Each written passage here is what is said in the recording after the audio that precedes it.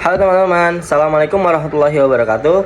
Perkenalkan, nama saya Ahmad Zozial Fakih. Di sini saya akan membahas nih profil dari Ahmad Dahlan, terus kayak latar belakang dan perjalanan hidupnya beliau, terus tentang pemikiran pendidikan Ahmad Hasan. Di sini saya akan menjelaskan ya, mungkin sedikit ringkas, mungkin sedikit pendek ya. Tapi mengapa? Saya ambil intinya saja. Nah, nama asli beliau adalah Haji Ahmad Dahlan. Lahir pada 1887 di Singapura. Nah, wafatnya pada 10 November 1958 di Bangil, Jawa Timur, Indonesia. Nah, kebangsaannya beliau adalah Indonesia.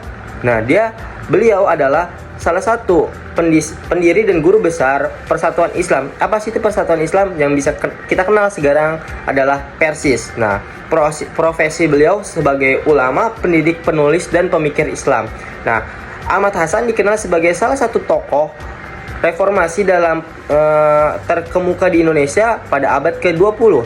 Ia merupakan pimpinan utama dan pembina pemikiran dalam organisasi Persatuan Islam yang bisa dibilang Persis, yang didirikan pada 1923. Nah, latar belakang dan perjalanan hidup beliau.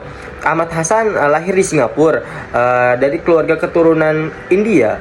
Ia belajar agama secara otodidak serta dari berbagai ulama di kawasan Asia Tenggara dan India. Nah, pada masa mudanya ya, ia telah menunjukkan kecintaan yang besar terhadap ilmu dan agama.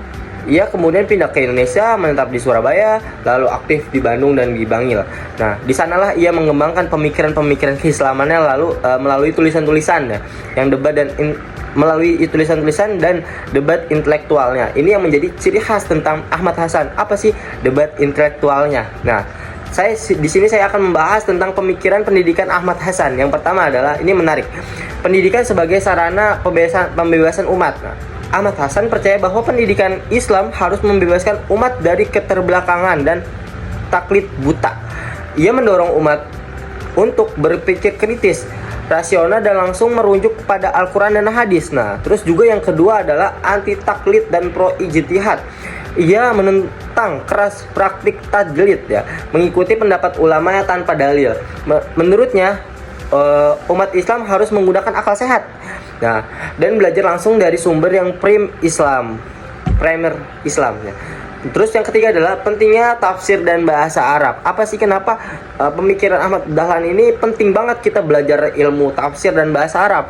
Ia mengajarkan pentingnya memahami bahasa Arab agar umat Islam membaca dan menafsirkan Al-Quran tanpa harus tergantung pada ulama luar ya. Maksudnya ya, kita harus belajar tafsir dan bahasa Arab biar kita bisa menafsirkan Al-Quran itu tanpa harus bergantung pada ulama luar ya. Terus juga dia mendirikan sekolah dan pendidikan non formal di bawah bimbingannya. Persis berdiri dari lembaga pendidikan yang menggabungkan studi Islam dan melarang penalaran ilmiah ya. Terus juga ia juga menentang pentingnya pendidikan bagi perempuan, proses sesuatu yang progresif pada zamannya.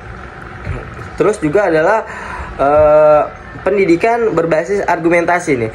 Ini yang menarik ya menurut saya. Di kelas-kelas yang ia bimbing, Ahmad Hasan membiasakan murid-muridnya untuk berdiskusi atau berdebat sehat. Nah, ini yang menjadi ciri khas tentang Persis, yaitu adalah berdiskusi dan berdebat sehat.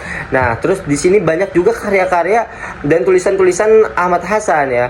Bisa kita cari di internet, bisa kita cari di buku-buku karangan beliau. Itu banyak sekali karangan dan tulisan yang bermanfaat bagi kita yang baca. Terus juga di sini ada cerita menarik sepanjang hidupnya beliau. Nah, yang pertama, kenapa? Dia adalah salah satu debat hebat dengan Soekarno. Dia pernah mendebatkan Soekarno. Ahmad Hasan pernah berdebat sengit dengan RI Soekarno. RI Soekarno itu siapa sih?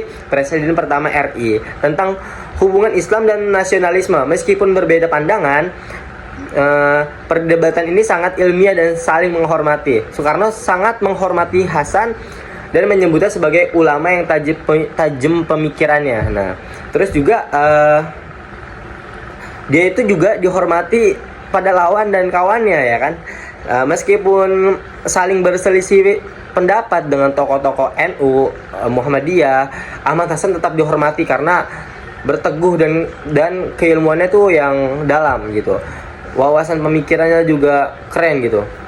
Nah, mungkin sekian profil dari Ahmad Hasan yang saya bawakan. Kurang lebihnya mohon maaf. Billahi taufiq wal hidayah. Wassalamualaikum warahmatullahi wabarakatuh.